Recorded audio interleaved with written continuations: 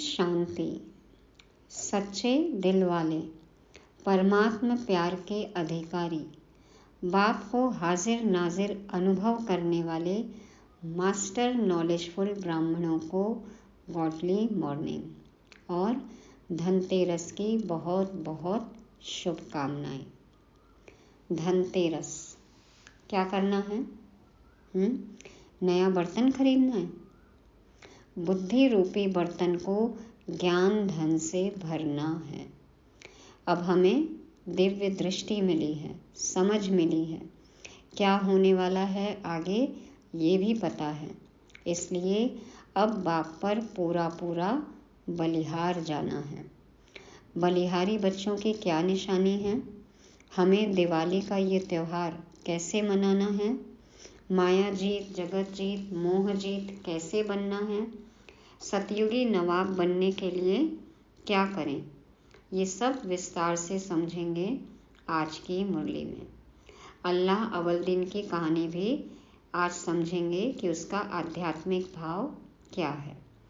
सेवा के सब्जेक्ट में बाबा कहते हैं कि यहाँ की प्राप्तियों के बारे में सबको बताओ और सच्ची स्वतंत्रता क्या है इसको भी गहराई से समझेंगे। तारीख है आज 22 अक्टूबर 2022। 22 तो माया से तो हमेशा ही दो हाथ होते हैं। कैसे पटकनी दें माया को, कौन से पटाखे से जलाएं, इसके लिए सुनते हैं परमात्मा महावाक्य।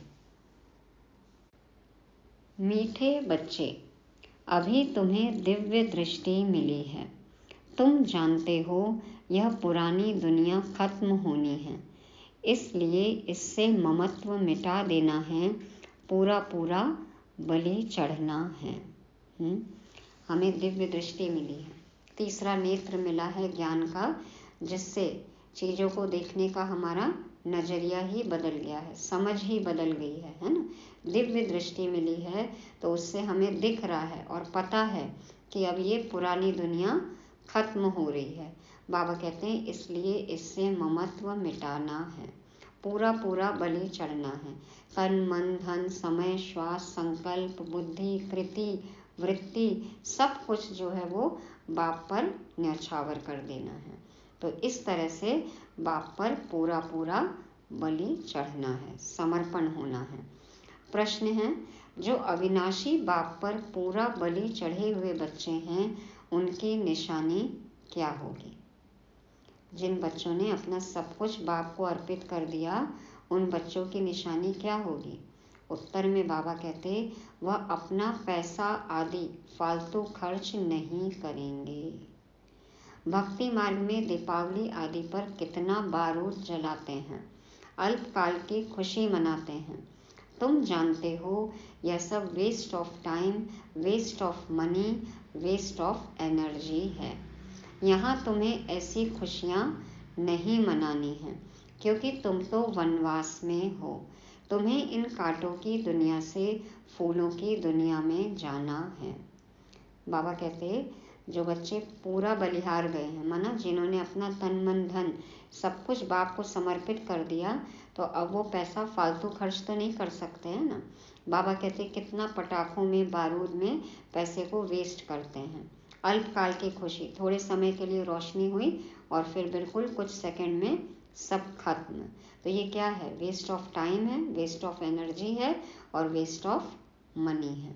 समय भी वेस्ट, धन भी वेस्ट और शक्ति भी वेस्ट। बाबा कहते हैं इस तरह से सब कुछ वेस्ट करके तुम्हें खुशियाँ नहीं मनानी है क्योंकि तुम वनवास में हो। वनवास का क्या मतलब है? माना वन में तो हम नहीं रह रहे हैं ना, रह इसी दुनिया में रहे हैं, रहना भी है, सब कुछ हमें यूज करना है, लेकिन श्रीमत अनुसार, है ना। सिंप्लिसिटी होनी चाहिए, रॉयल्टी होनी चाहिए। बाबा कहते हैं ना सब कुछ क्या है? बच्चों के लिए ही तो है। तो खुशियाँ भी मनाओ लेकिन सिंपल तरीके से, और उसमें रॉयल्टी रूहानियत झलकनी चाहिए। तुम्हें इन कांटों की दुनिया से फूलों की दुनिया में जाना है। तो हम नई दुनिया में, फूलों की दुनिया में, अल्लाह के बगीचे में जा रहे हैं। तो ये दुख अशांति की जो दुनिया है, इससे हमारा बेहद का वैराग होना चाहिए। ऐसा वनवास हमें करना है। गीत बजाओ।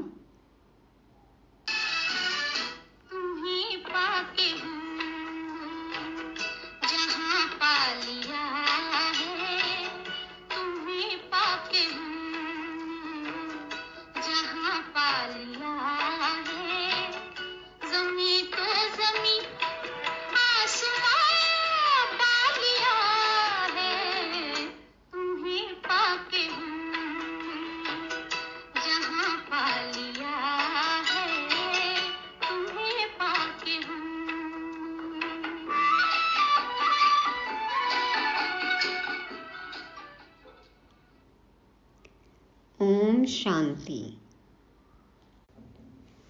मीठे मीठे बच्चों ने गीत का अर्थ समझा। अब तुम बच्चों ने बाप को पाया है। तुमको बाप मदद देते हैं। क्या पा लिया हमने? तुम्हें पाके हमने जहाँ पा लिया। हमने तो तीनों लोग पा लिए ना। और जमी तो जमी, आसमां पा लिया। आसमां से भी ऊपर जो आसमां है, आकाश के उस पार भी आकाश है, देखो वहाँ तक हम पहुँच गए। तो बाबा कहते हैं अब तुमने गीत का अर्थ समझा है, तुमने बाप को पाया है, तुमको बाप मदद देते हैं। 5 विकारों को जीतने की, अर्थात माया पर जीत पहन जगत जीत बनने की। 5 विकारों पर जीत पाना है और जगत जीत, ये जो शरीर रूपी जगत है, पहले जो ये 5 तत्वों से बना शरीर है, इस जगत पर जीत पानी है। तब हम बनेंगे विश्व के मालिक। तो जगत सारी दुनिया को कहा जाता है। बच्चे जानते हैं हम सारे जगत के मालिक बनने वाले हैं। मालिक कब बनेंगे? जब रावण राज्य पूरा हो जाएगा। रावण को वर्ष वर्ष जलाते हैं, क्योंकि संगम युग पर बाप आकर आत्मा का दीवा जगाए सतयुग का मालिक बनाते हैं। तो उम्मीद है कि सबने अंदर का रावण जला दिया होगा। बाबा क्या करते हैं? संगम पर आकर आत्मा का दीवा जगाए सतयुग का मालिक बनाते हैं। दशहरे के बाद दीपावली के दिन मनुष्य बहुत अच्छे अच्छे कपड़े पहनते हैं। आजकल तो हर दिन दिवाली है, हर पल दिवाली, जब चाहे नए कपड़े ले लेते हैं। पर पहले क्या होता था? दिवाली पर ही नए कपड़े मिलते थे, तो इंतज़ार रहता था दिवाली का। अक्सर करके लक्ष्मी नारायण, राधे कृष्ण और देवियों के मंदिर में जाते हैं। मंदिरों में जाते हैं, अच्छे कपड़े पहनते हैं। तो अच्छे कपड़े पहनना मतलब अब हमें अपना देह अभिमान छोड़ना है। आत्म अभिमानी स्थिति होनी चाहिए ना, नई अवेयरनेस होनी चाहिए, नई कॉन्शियसनेस होनी चाहिए।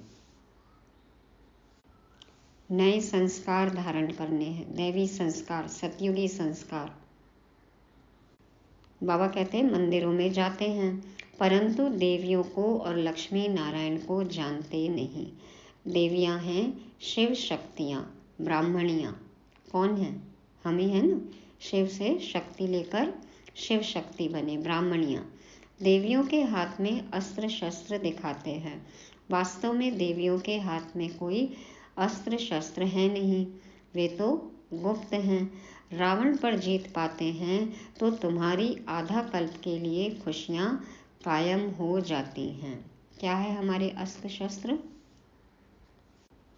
ज्ञान की तलवार है और योग का कवच है, ड्रामा रूपी ढाल है। तो ये सब क्या है? गुप्त है ना। तो बाबा कहते हैं रावण पर जीत पाते हैं तो तुम्हारी आधा कल्प के लिए खुशियाँ कायम हो जाती हैं, फिक्स्ड हो गई 2500 साल के लिए खुशी। अभी तुम खुशियाँ नहीं मनाएंगे। जिस तरह से कलयुगी मनुष्य मनाते हैं वैसे नहीं मनानी है ना। खुश तो खैर हमें रहना ही है, हर पल खुशी है। यह कोई दीप माला थोड़ी है, क्योंकि यह तो आज दीवे जलाते कल बुझ जाते हैं। कितनी देर जलते हैं दिए। तो असली दिया कौन सा? आत्म ज्योति हमेशा जगी हुई रहनी चाहिए ना, अखंड ज्योति। तो दशहरा भी हर वर्ष मनाते रहते हैं। तुम ब्राह्मण कोई अपने घरों में दीपक नहीं जलाते हो। क्या जलाते हैं हम? क्या जलाना है? आत्म दीपक जलाना है ना। मंदिरों आदि में तो दीपक, बिजलियां आदि जलाते हैं। मनुष्य नहीं जानते कि दीप माला दशहरा क्या है। एक शब्द है दीपावली और एक शब्द है दीपमाला। क्या फर्क है? जब दीपकों की कतार होती है ना, एक के बगल में एक ये कतार हुई तो वो हो गया दीपावली। और माला होती है कि एक सूत्र में बंधे हुए। तो हमें क्या मनाना है? दीपमाला ना। सब बाबा के बच्चे, आत्माएं सभी और दूसरी भी आत्माएं सब एक सूत्र में बंधे हुए। माना जो गीत है ना, ज्योत से ज्योत जगाते चलो, प्रेम की गंगा बहाते चलो। तो कलयुगी मनुष्य को तो पता ही नहीं कि दीपमाला क्या है, दशहरा क्या है। उस समय सारा भारत ही नया होता है। देखो कितनी लाइटनिंग होती है ना। एरियल व्यू लेते हैं पिक्चर कि सारा भारत कितना जगमगा रहा है। बाबा कहते हैं दीपक आदि जगाना यह सब भक्ति मार्ग है। भक्ति मार्ग में कितने पैसे वेस्ट करते हैं। उस दिन बारूद कितना जलाते हैं। हाँ, पक्षियों को भी, जानवरों को भी, कीड़े मकोड़ों को देखो कितनी तकलीफ होती है। प्रदूषण फैलता है, पॉल्यूशन, वो तो अलग बात है। तो waste of time, waste of money, waste of energy करते रहते हैं। यह है फॉरेस्ट ऑफ थॉर्न्स, माना कांटों का जंगल। सब जंगली बन गए हैं। बाबा कहते हैं कि कांटों के जंगल में सब क्या बन गए हैं? जंगली बन गए हैं। और तुम भी पहले ऐसे थे, कुछ भी नहीं समझते थे। सतयुग में फजूल खर्चा नहीं करेंगे। व्यर्थ खर्चा नहीं होगा। यहाँ तो फजूल खर्चा बहुत है। दान पुण्य करने से भी अल्पकाल का फल मिलता है। तुम जानते हो हम अविनाशी बाप पर बलि चढ़े हैं तो हमारा सब कुछ अविनाशी बन जाता है। हमें 21 जन्मों के लिए फल मिलता है। पुराना शरीर छोड़ नया ले लेते हैं। तुम बच्चों ने मोहजीत राजा की कथा तो सुनी है ना। क्या कहानी है कि वो एक साधु रहता है, वो परीक्षा लेने के लिए राजकुमार की खून से भरे हुए जो उसके वस्त्र रहते हैं वो लेकर उसके देश में जाता है। लेकिन प्रजा, साहूकार और महल में काम करने वाले राजा, रानी, उस राजकुमार की पत्नी, कोई भी जो है वो परेशान, उतावले या दुखी नहीं होते हैं। सब जो है उस परिस्थिति को स्वीकार कर लेते हैं। तो फिर वो साधु कहता है कि नहीं, मैं तो परीक्षा लेने के लिए आया था कि आप लोग के अंदर मोह है क्या। तो बाबा कहते हैं कि यह कहानी सतयुग के लिए नहीं है, क्योंकि वहाँ अकाले मृत्यु नहीं होता। तो सतयुग में भी सब मोहजीत होंगे ना, शुद्ध प्यार होगा लेकिन मोह नहीं होगा। तो वहाँ अकाले मृत्यु नहीं होती है। यह सिर्फ मिसाल देने के लिए कहानी बनाई है कि उस समय सब नष्टो मोहा मोहजीत रहते हैं। उस राज्य में सभी एक्सेप्ट कर लेते हैं कि राजकुमार का, माना उस आत्मा का इतना ही पार्ट था। तो सब नष्टो मोहा मोहजीत। शरीर सहित पुरानी दुनिया से ममत्व मिटाना है, क्योंकि तुम नई दुनिया में जा रहे हो। पुरानी दुनिया के साथ किसका ममत्व होता है क्या? बाबा कह रहे हैं पुरानी दुनिया के साथ या कोई भी पुराना सामान है तो उसके साथ किसी का ममत्व होता है क्या? देखो पुराने से ही कितना मोह होता है आजकल। तो इसको बेहद का सन्यास कहा जाता है। क्या है बेहद का सन्यास? सिर्फ बाबा यह नहीं कहते कि देह से ममत्व मिटाओ, परंतु जो भी इन आंखों से देखते हो सबको भूलो, क्योंकि अब दिव्य दृष्टि मिली है कि सब खत्म होना है। बाबा ने सब कुछ बता दिया है। तो बाबा कहते हैं कि अब हमारा नज़रिया, दृष्टिकोण, समझ सब बदल जानी चाहिए। हमें एक्सेप्ट कर लेना चाहिए कि सब खत्म होना है। पुरानी दुनिया विनाश हुई पड़ी है और नया विश्व बनेगा। शिव बाबा हमको राज्य देते हैं। शिव बाबा का नाम सदैव शिव है, क्योंकि उनको अपना शरीर तो है नहीं। इसीलिए देखो कहते हैं ना सदा शिव। ब्रह्मा विष्णु शंकर को भी अपना शरीर है, वह है ऊपर। ऊपर कहाँ? सूक्ष्म वतन में है ना, आकारी शरीर। तो अमरनाथ अमर बनाने की कथा सुनाते हैं, अमर लोक में ले जाने के लिए। तुम बच्चे अभी फूल बन रहे हो। कांटों को फूल बनाने में मेहनत तो लगती है। यहाँ तो सब कांटे हैं, एक दूसरे को कांटा लगाते रहते हैं, बात मत पूछो। दुख देते ही रहते हैं ना। कैसे देते हैं? वचन से, कर्म से और संकल्प से। वाणी से और कर्म से जो हम कांटा देते हैं, दुख देते हैं, ये तो दिख जाता है, लेकिन जो संकल्प से जो हम कांटा लगाते हैं ना, उसका घाव सबसे गहरा होता है और पता भी नहीं चलता है। बहुत तीखा, अंदर तक जाता है वो। बाबा कहते हैं बात मत पूछो। एक दूसरे को कांटा लगाते रहते हैं, बात मत पूछो। तो बाप कहते हैं तुम्हें अब किसी को कांटा नहीं लगाना है, काम कटारी नहीं चलाना है।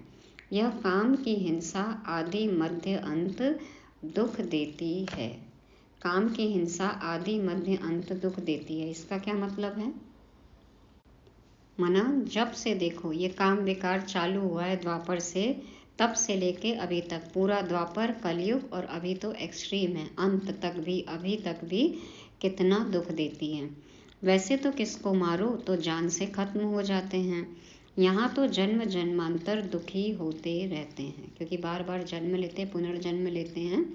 तो बाबा कहते हैं कि जन्म जन्मांतर दुखी होते रहते, क्योंकि पिछला हिसाब किताब भी कैरी फॉरवर्ड होता है ना। तो बाप कहते अभी तुम्हें काम कटारी नहीं चलाना है। अभी तुम दशहरा मना रहे हो, फिर दीपावली हो जाती है।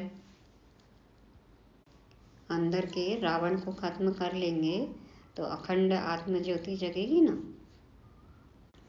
सतयुग में दीपावली नहीं मनाएंगे, वहाँ लक्ष्मी स्वयं राज्य करती है, फिर उसकी बैठ पूजा नहीं करेंगे।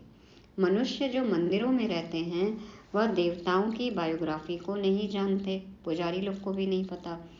तुम बच्चे जानते हो, तुम बच्चे हो रूप बसंत, माना जो बाबा हमें ज्ञान देते हैं उसका स्वरूप बनना है और फिर जाके ज्ञान वर्षा करनी है।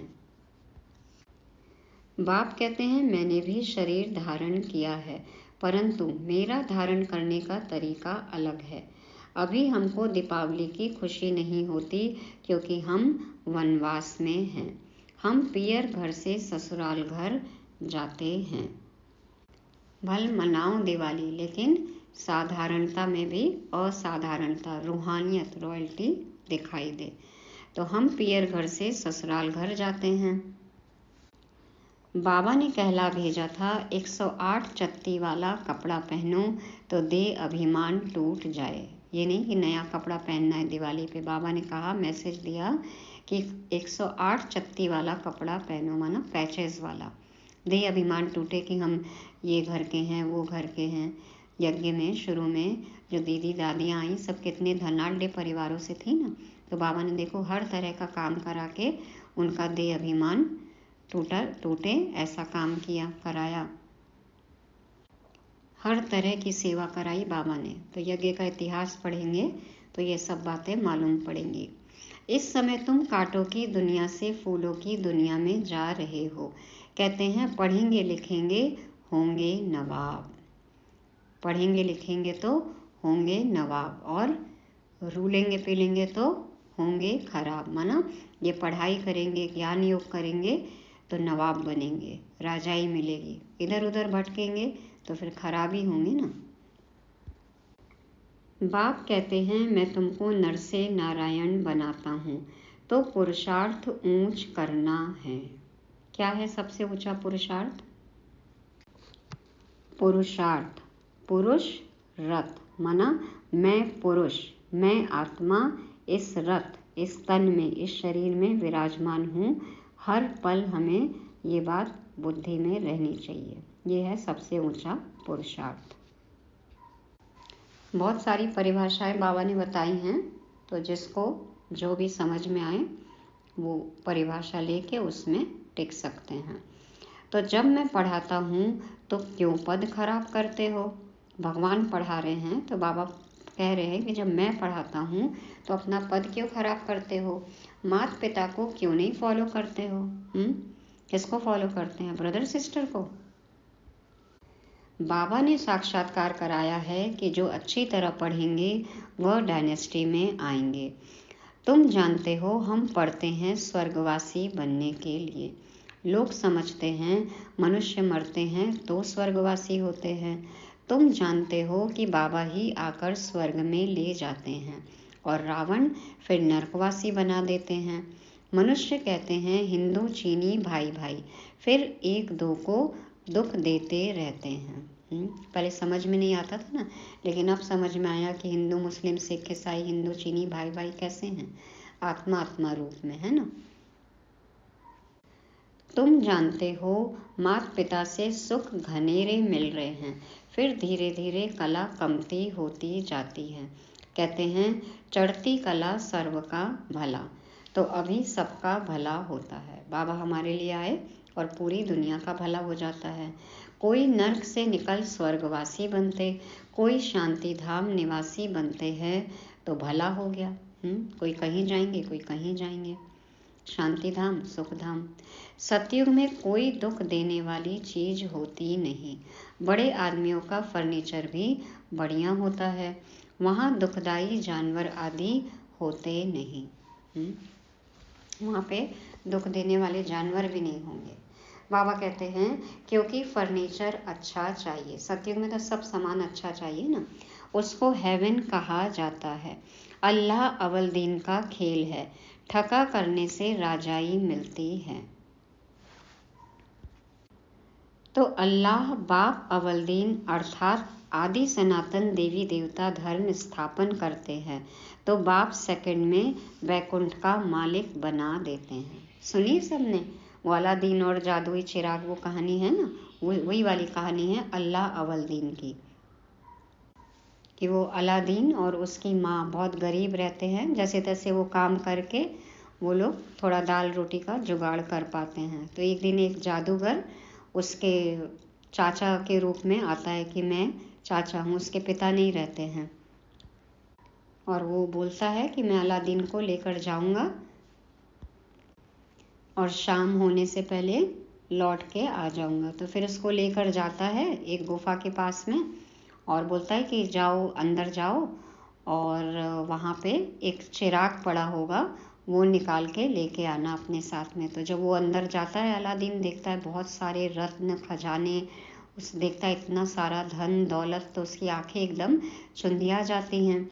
और फिर वो आवाज़ लगाता है कि हाँ चाचा जी मैंने ये चिराग ले लिया है, बाहर निकालो मुझे। तो वो बोलता है कि तुम अपना हाथ दो, चिराग दो मुझे और फिर बाहर खींच लूँगा मैं तुम्हें। तो कहता है कि नहीं आप मुझे बाहर निकालो, मैं साथ में ही चिराग लेके आऊँगा। और वो जिद प्यारा रहता है कि तुम पहले मुझे चिराग दो, लेकिन वो मानता नहीं है। उसको गुस्सा आता है वो जो जादूगर को, और फिर वो क्या करता है गुफा के मुख के पास में एक पत्थर रख देता है और वो अंदर ही फंस जाता है। तो इसी जद्दोजहद में वो चिराग को रगड़ लग जाती है, तो जिन्न प्रकट होता है, वो डर जाता है। तो बोलता है डरो मत, जिसके पास ये चिराग होगा वो मेरा मालिक है, आप हुक्म करिए कि क्या चाहिए आपको। तो बोलता है मुझे बाहर निकालो। तो वो बाहर निकालता है, फिर उसकी मदद से वो एक महल भी लेता है और फिर वो दोनों माँ बेटे सुखी होके रहने लगते हैं। तो क्यों बाबा इस कहानी का जिक्र करते हैं कि अल्लाह माना बाप ने अव्वल दीन माना आदि सनातन देवी देवता धर्म की स्थापना की, और जब हम बाबा को याद करते हैं माना ठका किया, याद किए, पुरुषार्थ किए, तो हमको स्वर्ग की बादशाही मिलती है, राजाई मिलती है। तो बाप सेकंड में वैकुंठ का मालिक बना देते हैं। बाबा अव्वल दीन का साक्षात्कार कराते हैं। ऐसे नहीं बच्चे कहें साक्षात्कार में जाएं। बाबा ने कहा है ध्यानी से ज्ञानी मुझे प्रिय हैं। बाबा कहते हैं ना ध्यान दीदार की आस में मत रहो। जितने टाइम तुम ध्यान में जाते हो तो ज्ञान योग से दूर हो जाते हो, कमाई से दूर हो जाते हो। तो ध्यानी से ज्ञानी मुझे प्रिय है। ध्यान में माया प्रवेश करती है, ज्ञान में माया नहीं आती। अभी कुछ दिन पहले बाबा ने क्या बोला, माया किस में विघ्न डालती है? याद में, है ना। तो ज्ञान में माया नहीं आती। जो नौंधा भक्ति करते हैं उनको बाप साक्षात्कार कराते हैं, क्योंकि एक्सट्रीम भक्ति करते हैं तो बाबा को भावना का भाड़ा देना होता है। बाबा कहते हैं यहाँ कोई नौंधा भक्ति नहीं की जाती है। छोटी छोटी बच्चियों को साक्षात्कार हो जाता है, उनका पाठ ही है। ऐसे ही था ना, देखो बैठे बैठे ध्यान में चली जाती थी। कितनी ही दीदी दादियाँ हैं जो साक्षात्कार हुआ इसलिए इस यज्ञ में आई। किसी को कृष्ण का, नारायण का, विष्णु का, स्वर्ग का सब साक्षात्कार होते थे। तो बाबा कहते हैं यहाँ तो कहा जाता है अगर ध्यान की आदत पड़ गई तो पढ़ाई नहीं पढ़ सकते हैं, फिर पढ़ाई से रुचि खत्म हो जाती है, फिर वो खेल पाल में ही लग जाते हैं। शुरू में कितना ध्यान के प्रोग्राम ले आते थे, पहले वो जो देखती थी ना उसका फिर आके नाटक जैसा भी करते थे, परंतु आज है नहीं। हाँ, जिनका ध्यान का पाठ था, साक्षात्कार का पाठ था, वो देखो यज्ञ छोड़कर भी चले गए। ज्ञानी तो आत्मा को किसी बात में संशय नहीं आता। संशय आया, पढ़ाई छोड़ी, गोया बाप को छोड़ा। माना ज्ञानी आत्मा मतलब समझ आ गई, तो समझ आने के बाद तो कौन छोड़ेगा बाबा को। अब सूर्यवंशी देवी देवताओं की राजधानी स्थापन हो रही है और धर्म स्थापक कोई राजधानी स्थापन नहीं करते। वह तो जब धर्म की वृद्धि हो जाती है तब राजाई चलती है। जब उनके और फॉलोअर्स आ जाते हैं, धर्म की वृद्धि होती है, तब राजाई चलती है। तो तुम अब विश्व का मालिक बन रहे हो। कोई नया आए तो पूछो परमपिता परमात्मा से तुम्हारा क्या संबंध है? कहेंगे बाबा है। बाबा स्वर्ग स्थापन करते हैं और रावण नरक बनाते हैं। जिसने स्वर्ग बनाया उसकी पूजा करते हैं, जिसने नरक बनाया उसको जलाते हैं, क्योंकि नरक में मनुष्य काम चिता पर जलते हैं, तो गुस्से में आकर रावण को जलाते हैं, परंतु रावण जलता नहीं। हाँ, बुत जलाते हैं, पुतला जलाते हैं एफिजी, लेकिन मन के अंदर का रावण जलता ही नहीं। देखो फिर कितना क्रोध आता है। कामनाएं, इच्छाएं पूरी नहीं होती तो फिर क्रोध आता है। सिर्फ कहते हैं परंपरा से चला आता है। रावण क्यों जलाते हैं? क्योंकि परंपरा से चल रहा है, परंतु परंपरा का अर्थ नहीं जानते। दुश्मन की एफिजी जलाते हैं। रावण को भला क्यों जलाते हो? क्योंकि रावण तुमको जलाते हैं। काम अग्नि कहा जाता है ना, इसलिए बाबा कहते हैं क्रोध अग्नि, काम अग्नि। देखो तो वो हमको जलाता है रावण, इसलिए रावण को जलाते हैं। तुम रावण को जलाते हो, परंतु मनुष्य कुछ भी नहीं जानते। हम कैसे जलाते हैं अंदर के रावण को, ये बाहर के मनुष्य को तो नहीं पता ना। सतयुग में तो संपूर्ण निर्विकारी होते हैं, तो वहाँ रावण को नहीं जलाते हैं।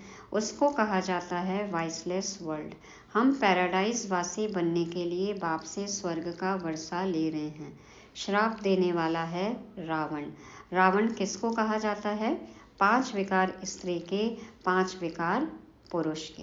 काम, क्रोध, लोभ, मोह, अहंकार, ईर्ष्या, द्वेष, घृणा, नफरत, आलस्य, अलबेलापन, भय, जिसके जो भी हों अपने 10 निकाल लो। काम, क्रोध, लोभ, मोह, अहंकार तो कॉमन है। तो बाबा कहते हैं सतयुग में यह विकार नहीं थे।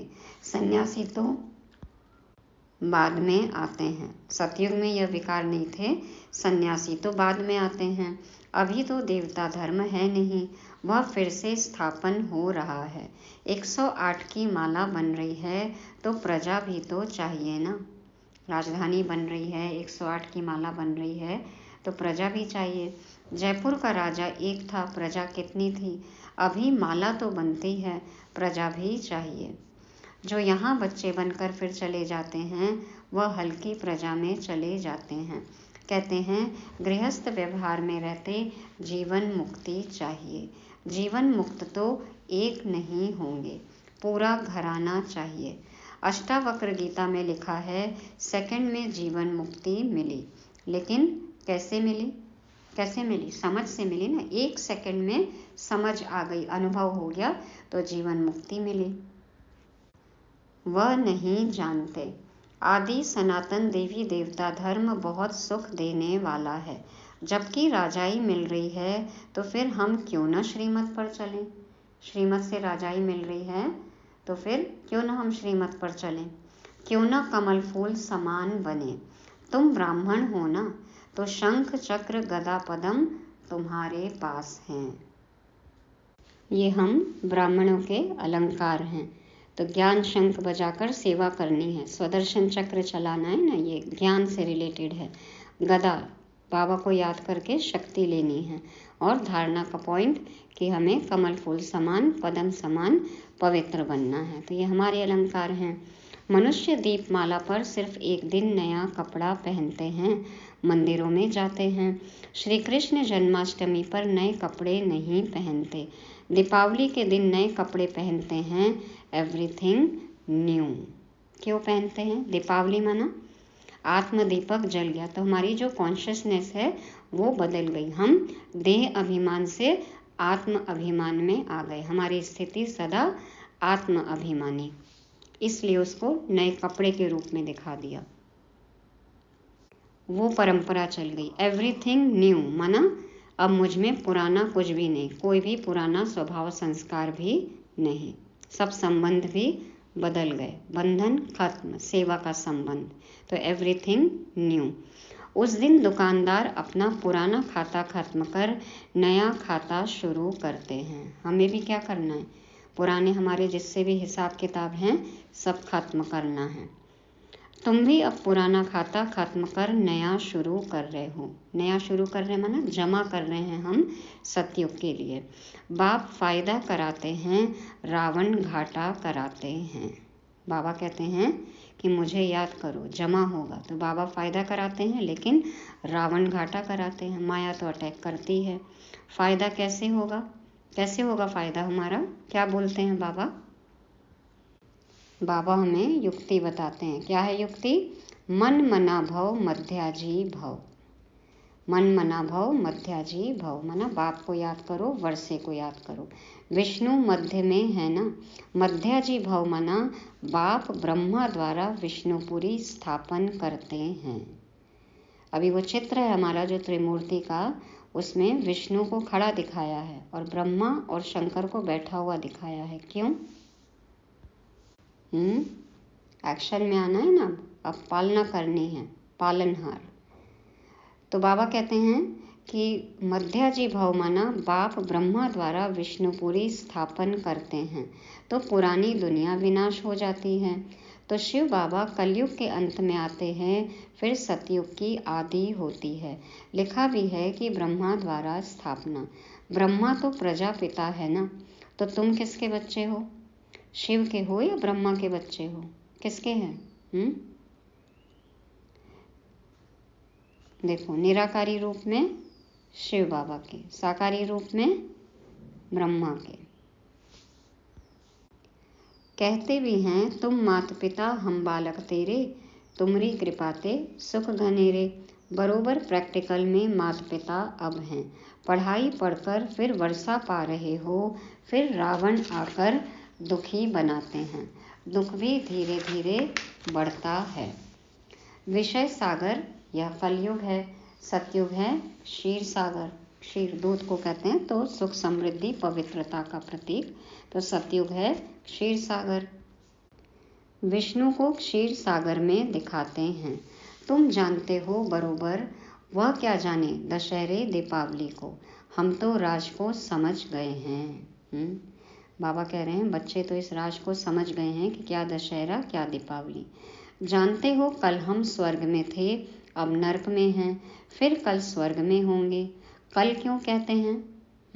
कल क्यों कहते हैं? क्योंकि रात के बाद दिन आता है। कोई आए तो पूछो यह आश्रम किसका है? नाम सुना है? प्रजापिता ब्रह्मा। नाम सुना है? प्रजापिता ब्रह्मा। इतने ब्रह्मा कुमार कुमारियां हैं, तो ब्रह्मा बाप हुआ। बाप से वर्षा ही मिलेगा। बाप कहते हैं मुझे याद करो तो मध्याजी भव। बाप धंधे की मना नहीं करते। बाबा थोड़ी बोलते घर गृहस्थी छोड़ो, काम धंधा मत करो। बाबा कहते हैं कि धंधा भल करो, परंतु बाबा को याद करो, क्योंकि उनसे वर्षा मिलता है। यह भीति है ना, और जगह भीति नहीं होती। माना ये टेम्पटेशन है, लालच है, हमारे सामने लक्ष्य है कि हमको ये मिलेगा, और जगह भीति नहीं होती। और जगह क्या प्राप्ति होने वाली है पता ही नहीं रहता, कोई लक्ष्य ही नहीं है। स्कूल में भी भीति होती है, तभी कहते हैं कि student life is the best, है ना। डिग्री मिलती है, पद पोजीशन फिर मिलता है हमें, उस हिसाब से सैलरी मिलती है, नौकरी मिलती है, बिजनेस होता है आगे।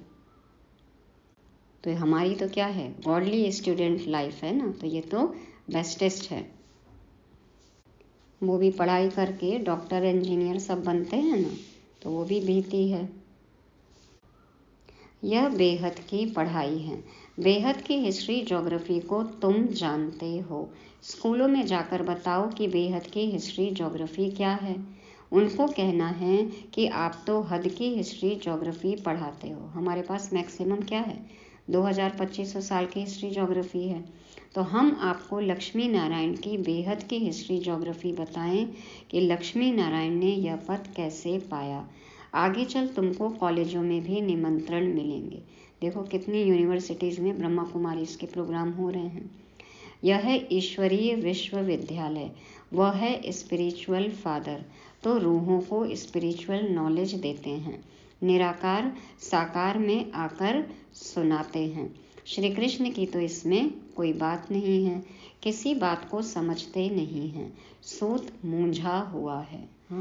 भक्ति मार्ग में शास्त्रों में अलग अलग बातें होने के कारण, सबकी मतांतर होने के कारण ये सूत, ये जो धागा है देखो कितना उलझा हुआ है, मूंझा हुआ है। स्वतंत्र होने चाहते हैं परंतु झगड़ा बढ़ता ही जाता है। सब चाहते हैं कि हम एक हो जाएं या हम लड़ाई झगड़ा न करें, लेकिन और जो है वो उलझन में आते ही जाते हैं। सूत सुलझने के बजाय और उलझता ही जाता है। देखो धर्म के नाम पर कितने दंगे फसाद हो रहे हैं। कहते हैं फ्रीडम चाहिए, सच्ची सच्ची फ्रीडम तुमको मिलती है रावण से। क्या है स्वतंत्रता? जब स्व माना आत्मा का अपने तंत्र पर राज्य हो, माना कर्मेंद्रियों पर, तब कहेंगे सच्ची सच्ची स्वतंत्रता। हम स्वतंत्रता और परतंत्रता की बात करते हैं तो स्व के सारे स्थूल और सूक्ष्म तंत्र को परमात्मा से जोड़ लो तो परतंत्रता हर तरह की खत्म हो जाएगी।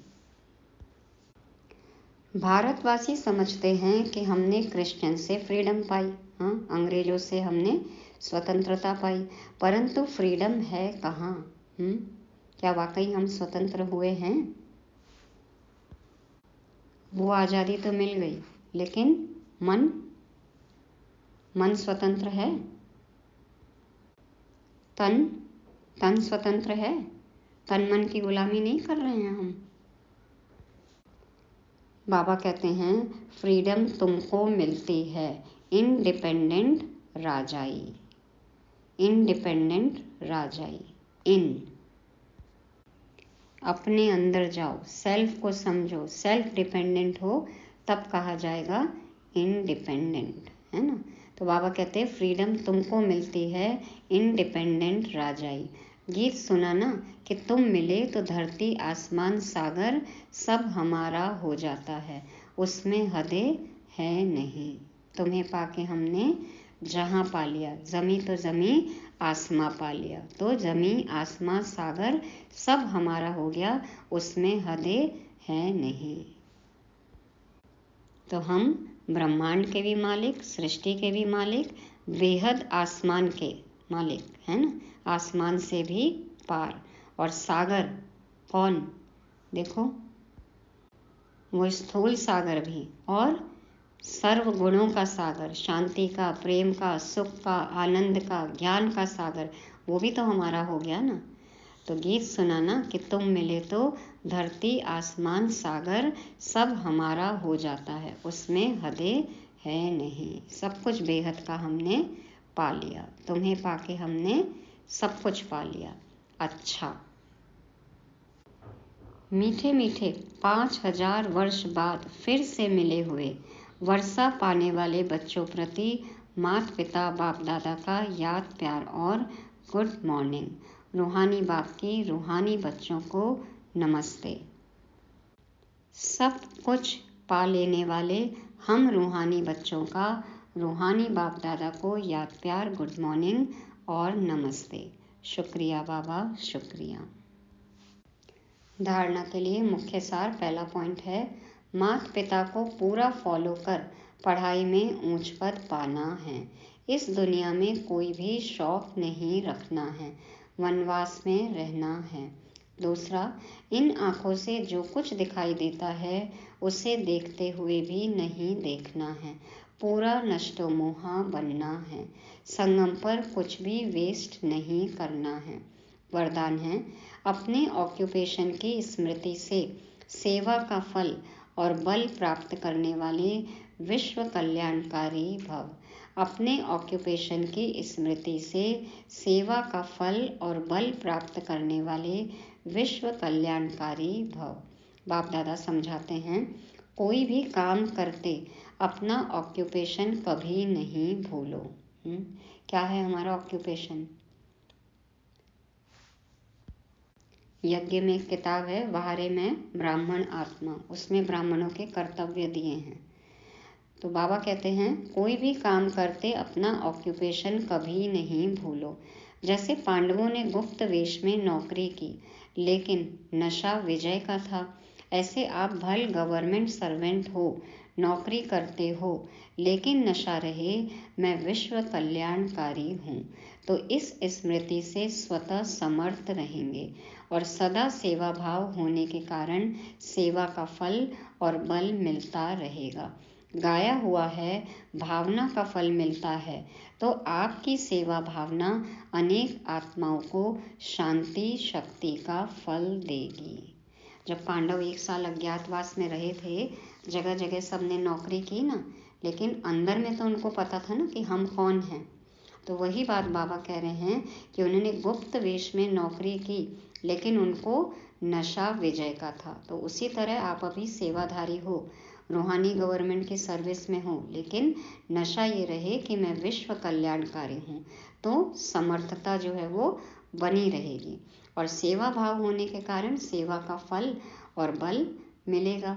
अब फल किसको मिलता है? अनेक आत्माओं को तो मिलेगा ही शांति और शक्ति के रूप में, लेकिन हमें भी सेवा का फल बल के रूप में मिलता ही मिलता है, खुशी के रूप में मिलता ही मिलता है। शांति भी मिलती है ना, तो शांति, खुशी, शक्ति सब हमें मिलती है सेवा करने से। स्लोगन है, गॉडली स्टूडेंट स्वरूप सदा स्मृति में रहे तो माया आ नहीं सकती।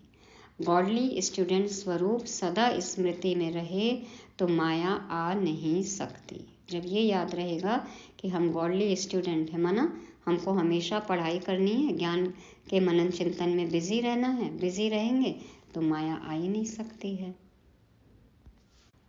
तो माया को ज्ञान योग के पटाखे से जलाना है।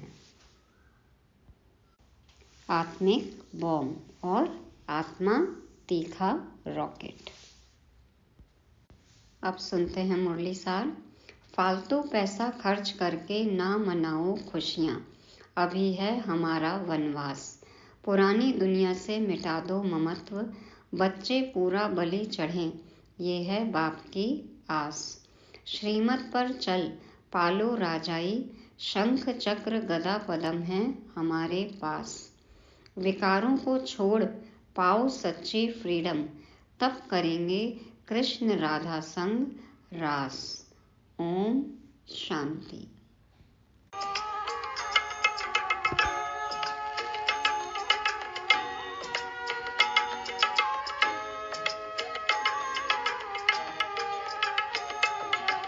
श्रेष्ठ